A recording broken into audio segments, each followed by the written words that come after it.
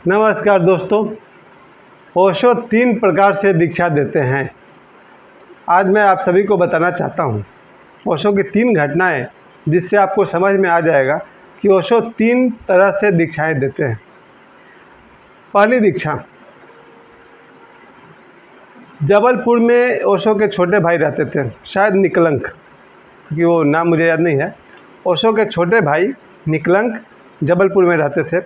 ये बात 1970 के बाद की है। तब ओशो के छोटे भाई निकलंक के एक मित्र थे। उन्होंने कहा कि मुझे भी दीक्षा लेनी है ओशो से। उस समय तो भगवान रजनीश नाम था उनका। और तब ओशो दीक्षा देते थे मुंबई में, वुडलैंड अपार्टमेंट, जहां मुझे सौभाग्य मिला है, सैकड़ों बार वहां से मैं गुजरता था। तो वुडलैंड अपार्टमेंट का फ्लोर को देखता था, सेकंड फ्लोर को, जहां ओशो रहते थे। तो जबलपुर के उस बच्चे ने, उस लड़के ने बहुत इंटरेस्ट दिखाया और उसने ओशो के छोटे भाई को कहा कि मुझे भी भगवान से दीक्षा लेनी है। तो ओशो को फ़ोन किया उन लोगों ने कि दीक्षा लेनी है। ओशो ने कहा कल अमुक समय में, कोई समय दिया ओशो ने उसको, मान लीजिए कोई भी समय दिया होगा, कल इतना बजे बिल्कुल नहा धो करके, ताज़े कपड़े पहन करके, एक माला लेकर के वहाँ बैठ जाना, मैं आऊँगा तो दीक्षा दे दूँगा। बिल्कुल दोनों को ऐसा विश्वास हो गया, ओशो के छोटे भाई निकलंक को भी, और निकलंक जी बोलना होगा, निकलंक जी को भी विश्वास हो गया कि हाँ ओशो आएंगे ज़रूर, किसी ट्रेन से आएंगे, कार से आएंगे, पता नहीं कैसे आएंगे। और वो लोग बिल्कुल नहा करके, तैयार होकर के, दोनों ने स्नान कर लिया था और जहाँ ओशो ने रहने के लिए कहा था वहाँ वो दोनों बैठे हुए थे। और उनकी नज़र सड़क पर टिकी हुई थी कि ओशो अब कार से आते होंगे, और दोनों की नज़र सड़क पर है। समय हो चुका है, ओशो ने समय दिया था। और पल भर के बाद निकलंक जी को समझिए कि नींद जैसी आई, एक झपकी जैसी आई 1 मिनट की, और जैसे वो नींद से खुला हो। और निकलंक जी ने देखा कि सामने वो जो लड़का है, उसके गले में माला है और उसकी आंखों से आंसू बह रहे हैं। निकलंक जी को लगा कि मुझे क्या नींद आ गई थी, क्या हो गया बीच में। तो उस लड़के ने कहा कि मेरी दीक्षा हो गई। ओशो मुंबई से अपना शरीर छोड़ करके जबलपुर आए और पर काया प्रवेश किया। पर काया प्रवेश एक सिद्धि है जो बहुत ही मामूली सिद्धि है और बहुत लोग कर लेते हैं। इसमें योगी अपने शरीर को छोड़ करके किसी अन्य शरीर में प्रवेश कर सकता है। शंकराचार्य के विषय में आप सभी जानते होंगे, आदि शंकराचार्य, कि उन्होंने 6 महीना तक पर काया प्रवेश किया था, किसी राजा के शरीर में रहे थे और फिर बाद में वापस वो अपने शरीर में वापस आ गए थे। उसी तरह से ओशो ने पर काया प्रवेश किया, मुंबई में रह कर के अपने शरीर को छोड़ा होगा। 2 मिनट के लिए ओशो यहाँ पहुँचे, अपने छोटे भाई निकलंक के शरीर में प्रवेश किए, जिसको पर काया प्रवेश कहते हैं। और उस नौजवान को उन्होंने दीक्षा दिया, माला पहनाया, उसको नाम दिया, जो लिखना था नाम लिख कर दिया। और ओशो कहते थे कोई प्रश्न हो तो पूछ लो। और उसके बाद फिर ओशो वहाँ से शरीर से निकल गए होंगे। ये हुआ दीक्षा का एक प्रकार। अभी 2 प्रकार और है, मैं उसके बारे में आपको बताता हूँ। आज का वीडियो, आज गुरुवार है और कल जो मैंने वीडियो बनाया था 28 जून 1997 को ओशो ने मुझे दीक्षा दिया। इस वीडियो को अब तक 900 लोग देख चुके हैं 24 घंटे के अंदर। प्यारे मित्रों, मैं 2015 से वीडियोस बना रहा हूँ और नवंबर 2022 से आज तक लगातार 7 महीने में या पिछले 8 साल में सबसे अधिक मेरे इस वीडियो को देखा गया है। 28 जून 1997 को ओशो ने मुझे दीक्षा दिया। इस वीडियो का 900 व्यूज आ चुका है और 25-30 के आसपास उसका लाइक्स है। आप सभी ने बहुत पसंद किया इस वीडियो को, बहुत लोगों ने देखा है और मुझे 10-15 कमेंट्स भी आए हैं, जिसके मैं आज उत्तर देना ज़रूरी समझता था, इसलिए आज मैंने दीक्षा वाली बात उठाई। दीक्षा देना और दीक्षा लेना हमारे भारत की बहुत प्राचीन परंपरा रही है। जब किसी व्यक्ति को लगता है कि इस संसार में पढ़ना, लिखना, नौकरी करना, शादी करना, बाल बच्चे पैदा करना के अलावा भी दुनिया में कुछ है, जब कोई व्यक्ति अलौकिक जगत में प्रवेश करना चाहता है, जब कोई व्यक्ति भगवान राम, हनुमान जी और कृष्ण जैसा व्यक्तित्व बनना चाहता हो, तब वो ध्यान में प्रवेश करता है। लेकिन ध्यान की विधि तो आमतौर पर किसी को आती नहीं है। इसके लिए वो किसी सिद्ध के पास जाता है, नतमस्तक होता है, उनसे विनती करता है, और तब कोई देवराहा बाबा जैसे गुरु या योगानंद जी जैसे गुरु, रामकृष्ण परमहंस जैसे गुरु जिन्होंने संबोधि को पा लिया है, उनसे वो दीक्षा प्राप्त करता है। दीक्षा प्राप्त करना इसलिए ज़रूरी है मेरे हिसाब से कि व्यक्ति बचपन से अपने माता पिता के साथ रहता है, समाज के साथ रहता है, शिक्षक के साथ रहता है, विद्यार्थी के साथ रहता है, पत्नी के साथ रहता है, गर्लफ्रेंड के साथ रहता है, दुकानदारों के साथ रहता है, लेकिन इनका किसी का संबंध परम सत्य से नहीं है। परम सत्य से और ईश्वर से अगर कोई जोड़ सकता है तो आपका सद्गुरु। अपने सद्गुरु से जुड़ने का ही नाम दीक्षा है। मेरा अगला वीडियो का टाइटल होगा बागेश्वर धाम में दीक्षा उत्सव 1 जुलाई से 5 जुलाई तक। ये वीडियो मैं अब कल बनाऊंगा। मैं आपको बताना चाहता हूँ कि इस समय देश में प्रतिदिन 5 लाख लोग बागेश्वर धाम रोज़ पहुँचते हैं और मंगलवार शनिवार को ये भीड़ ज़्यादा हो जाती है। वापस आते हैं ओशो के इस टॉपिक पर कि जब ओशो ने दीक्षा देना शुरू किया 1970 में, 26 सितंबर 1970 को ओशो ने दीक्षा देना शुरू किया। तो जो सबसे पहले उन्होंने जो दीक्षा दिया है उसमें उनके करीब 15 या 21 ऐसे कोई सदस्य थे जिनको उन्होंने एक साथ दीक्षा दिया था। सभी ने मैरून कलर गेरुआ रंग के वस्त्र पहने हुए थे, गाउन पहने हुए थे और लुंगी पहने हुए थे। ओशो ने सभी के गले में रुद्राक्ष का माला डाला था या कोई भी माला डाला था, फ़ोटो से तो पता नहीं चलता है हमको। तो ओशो का जो पहला संन्यास दीक्षा देने का तरीका था, इसमें ओशो अपने हाथों से माला डालते थे। दूसरा दीक्षा आपने अभी अभी सुना कि जबलपुर में उन्होंने कैसे निकलंक के शरीर में प्रवेश करके, पर काया प्रवेश करके उन्होंने दीक्षा दिया। तीसरा टाइप जो पूना में आप सभी ने, उसका तो वीडियो भी अवेलेबल है, आप सभी यूट्यूब में देख सकते हैं। ओशो इज गिविंग संन्यास दीक्षा, इस टाइटल को आप टाइप करेंगे यूट्यूब में तो आपको वीडियो मिल जाएगा, ओशो गिविंग संन्यास दीक्षा। इसमें आप देखते हैं कि जिन लोगों ने पाथरी तो नहीं, धनबाद के 2-3 मित्रों ने संन्यास लिया था ओशो के हाथ से। उस ज़माने में ओशो के सामने लोग जाते थे, गाउन पहनते थे जैसा उनका डिमांड था कि गेरुआ रंग का गाउन पहनना है। ओशो अपने हाथ से साधक के गले में माला डालते थे, तृतीय नेत्र को सक्रिय करते थे लॉकेट से या अपने अंगूठे से, और फिर ओशो कुछ पूछते थे, कुछ बताते थे, कोई समस्या हो तो सुनते थे। ध्यान विधि कैसे करनी है, कौन सी ध्यान साधना करनी है, ये ओशो पूछते थे और बताते थे।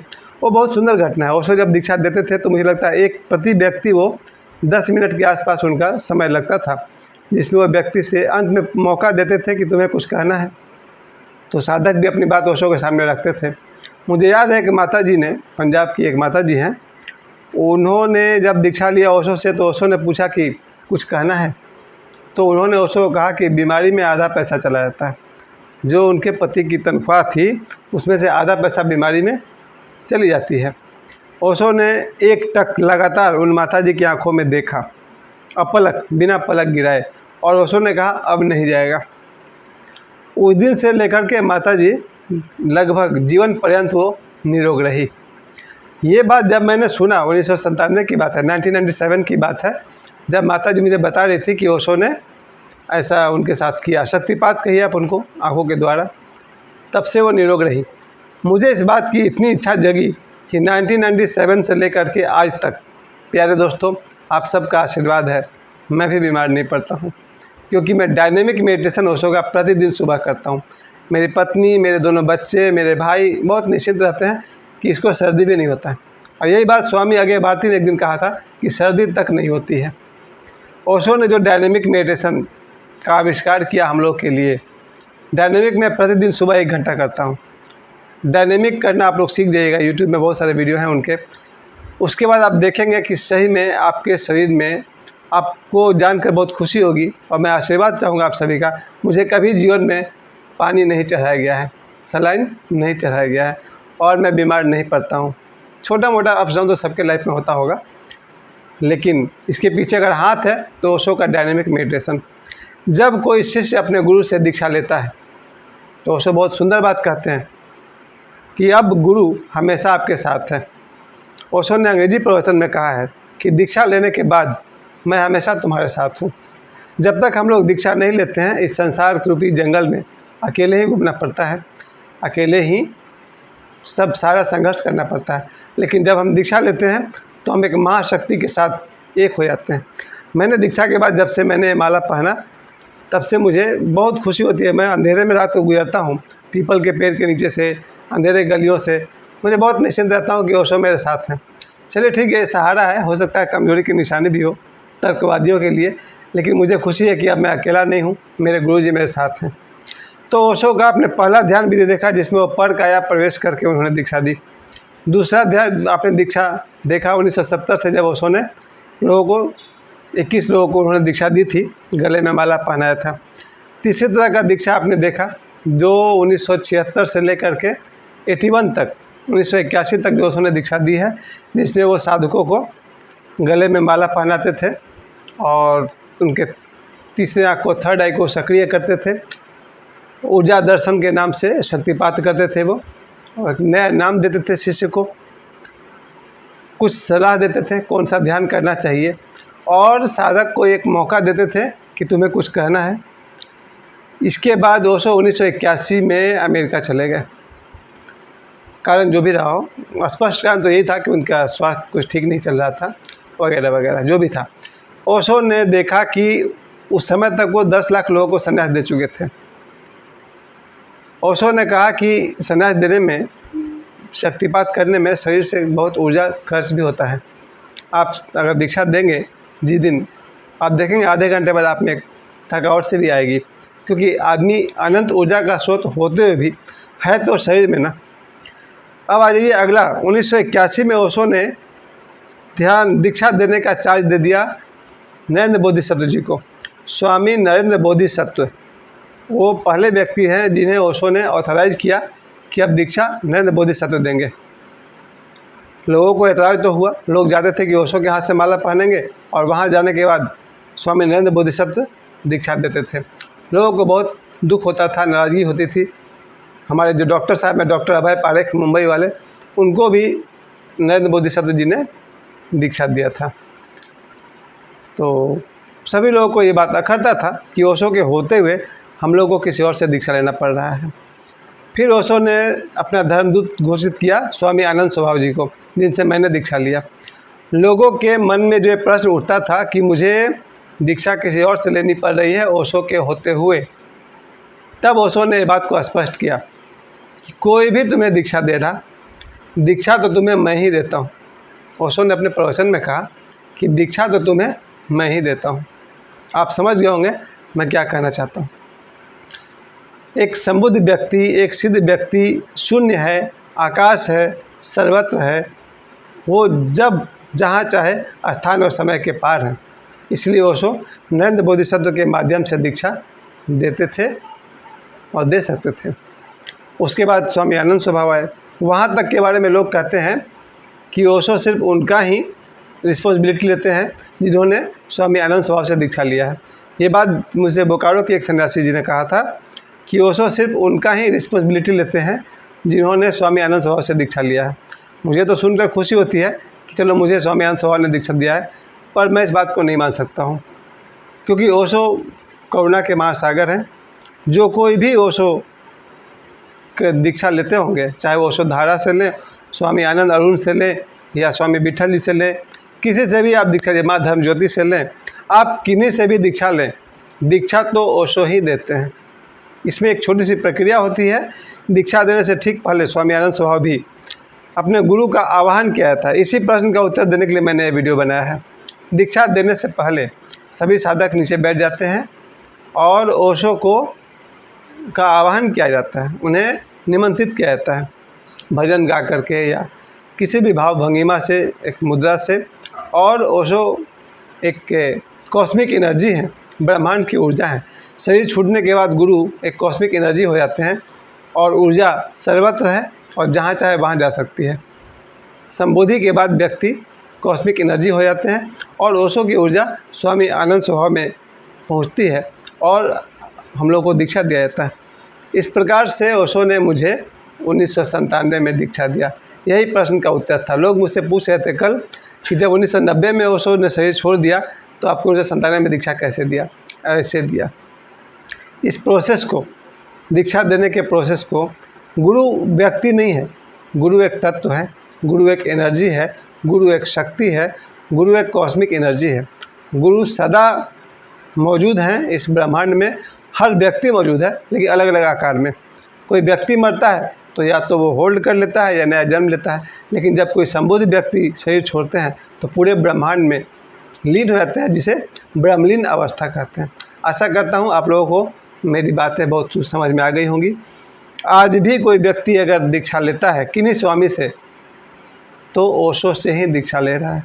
आज गुरुवार है, आप सभी का जीवन मंगलमय हो। जो कोई भी ध्यान की यात्रा करते हैं, ओशो हमेशा हमारे साथ हैं। आज से भी मैं बहुत ही ईमानदारी से ध्यान करूंगा, क्योंकि कल एक मित्र ने पूछा था कि स्वामी जी क्या आपको समाधि का अनुभव हुआ है, और मैंने उनसे कहा कि मैंने ईमानदारी से ध्यान नहीं किया है। क्षमा प्रार्थी हूँ ओशो से भी, आप सभी से भी। आज से ही, आज रात्रि से ही मैं ज़रूर ध्यान करूँगा। और डायनेमिक मैं प्रतिदिन करता हूँ, उसमें कोई मिसिंग नहीं है। लेकिन पालथी मार कर बैठ कर जो विपश्यना ध्यान करते हैं उसमें मेरा गड़बड़ चल रहा है, वो मैं नियमित रूप से आज से करूँगा। लेकिन डायनेमिक में 1 घंटा रोज़ करता हूँ, आप सभी को ज़रूर बता दूँ। रोज़ सुबह मैं 1 घंटा डायनेमिक मेडिटेशन करता हूँ। जो निष्क्रिय ध्यान है वो आज से मैं शुरू कर दूँगा। आपको मैं विशेष रूप से धन्यवाद करता हूँ कि आप लोगों ने मेरे कल के वीडियो को इतना पसंद किया। 900 views, thank you very much. 2125 मेरे सब्सक्राइब्स हो गए हैं, 2125 subscribers. Thank you very much. भगवान आपके जीवन में खूब प्रेम की वर्षा करे। फिर मिलेंगे कल के वीडियो में। धन्यवाद। Good night.